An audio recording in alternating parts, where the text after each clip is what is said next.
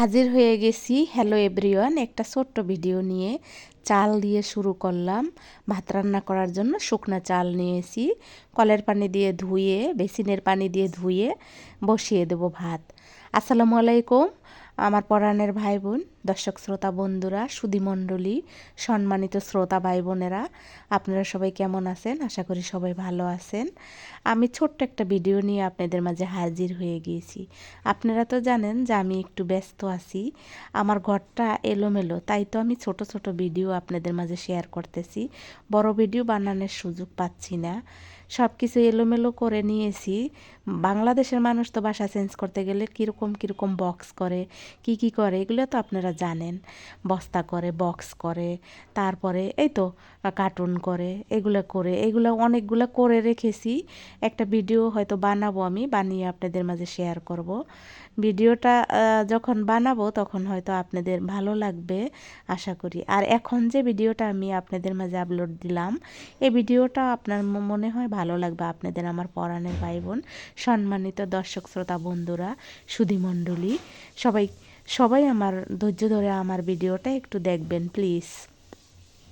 এই তো দেখেন আমি চালটা কতবার ধুইলাম, কারণ আমার মনটা একটু খুঁতখুঁতে। আপনারা জানেন, আপনারা যারা আমাকে ভালোবেসে দেখেন তারা জানেন যে আমার মনটা খুঁতখুঁতে। আর আশেপাশে কিন্তু একটু শব্দ থাকবে, এটাকে ইগনোর করে আমাকে ক্ষমা সুন্দর দৃষ্টিতে দেখে যাবেন আমার ভিডিওটা। আমার পাশে থাকবেন, আমাকে এগিয়ে যেতে সাহায্য করবেন। আমার মনটা যাতে ভালো হয়, সুন্দর সুন্দর কমেন্ট করবেন। আমি জানি আপনারা আমাকে ভালোবেসে কমেন্ট করেন।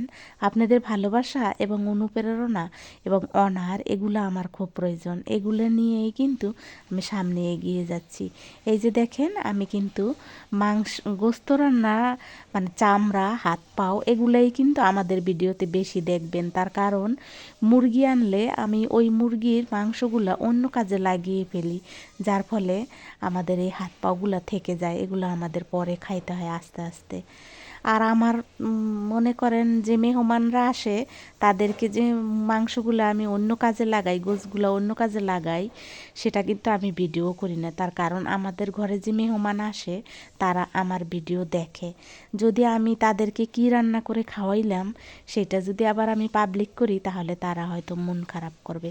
এই জন্য আমি সেটা করি না পাবলিক। কিছু কিছু আমি পাবলিক করি যেটা আমরা নিজেরা খাওয়ার জন্য করি, কিন্তু যেটা আমি মেহমানদের খাওয়ানোর জন্য করি, সব মেহমান না, কিছু কিছু স্পেশাল মেহমানদের খাওয়ানোর জন্য করি, সেটা আমি পাবলিক করি না। তার কারণ তাদের হয়তো খারাপ লাগতে পারে, তারা আমার ভিডিও দেখে। যাই হোক, পরাণের ভাই বোন, দর্শক শ্রোতা বন্ধুরা, আমার ভিডিওর সাথে আপনারা আছেন, এটা আমার জন্য অনেক বড় পাওয়া। আমাকে আপনারা কমেন্ট করেন, এটাও আমার জন্য অনেক বড় পাওয়া। আমি যে আপনাদের মাঝে বেঁচে আছি, এটা সবচেয়ে আল্লাহর দরবারে শুকরিয়া বলবো না, মহান আল্লাহর আশীর্বাদ, মহান আল্লাহর দোয়া, সব কিছু মহান আল্লাহর দেওয়া। এই জন্যই আমি বেঁচে আছি।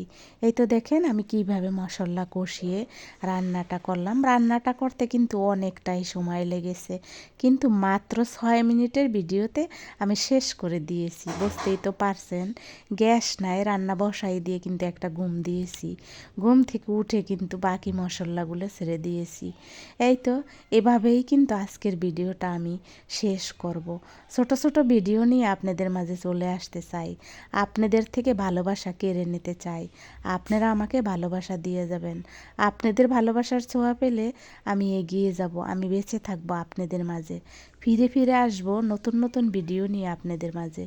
আপনারা যদি মনে করেন আমাকে বাঁচিয়ে রাখবেন, তাহলে সুন্দর সুন্দর কমেন্ট করবেন, আমার ভিডিওতে আসবেন, আমাকে ভালোবাসা দিয়ে যাবেন। আমিও যতটুকু সম্ভব আপনাদের ভালোবাসা দিতে যাব, ভালোবাসা দিয়ে আসব, ভালোবাসার ছোঁয়া দিয়ে কমেন্ট করে আসব। এই তো দেখেন আলুর পরিমাণ বেশি করে দিয়ে দিলাম। আমার রান্নাবাড়া দেখলে আমার লাইফস্টাইল সম্বন্ধে আপনারা বুঝে যাবেন যে আমি কতটা সুখে আছি, ভালো আছি। আপনারা সবাই ভালো থাকবেন, আমার জন্য দোয়া করবেন। আমিও আপনাদের জন্য, আমি যাদের যাদের ভিডিও দেখি সবার জন্য ভালোবাসা রেখে যাই এবং দোয়া করি মন থেকে। যাদের ছোট ছোট বেবি নিয়ে ভিডিও করে তাদেরকেও আমি ভালোবাসি। যেমন আমি একটা ভিডিও দেখি, বিদেশি একটা ভিডিও, বা বাংলাদেশি আপা কিন্তু বিদেশে থাকে, তার 2 ছেলে 1 মেয়ে, নতুন একটা মেয়ে হয়েছে। তার বড় ছেলের নাম আদ্র। আদ্রর অপারেশন হয়েছে। আদ্রকে এত ভালো লাগতো আমার, আদ্রর জন্য আমি তার ভিডিও দেখতাম। এ কথাটা সত্যি।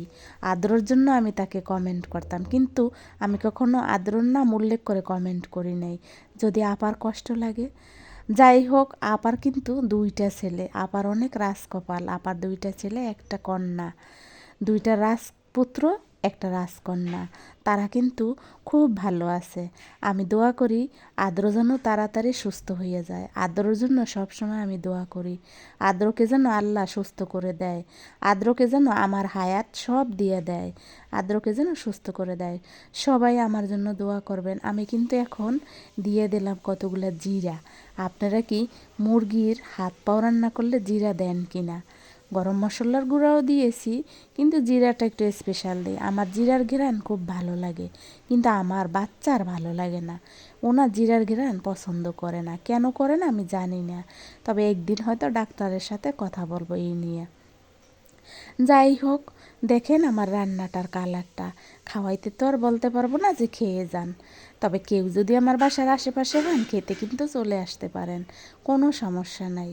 আমাদের সাথে না হয় একটু অভাবীভাবে খেয়েই যাবেন। ভালো থাকেন। আসসালামু আলাইকুম। আল্লাহ হাফেজ।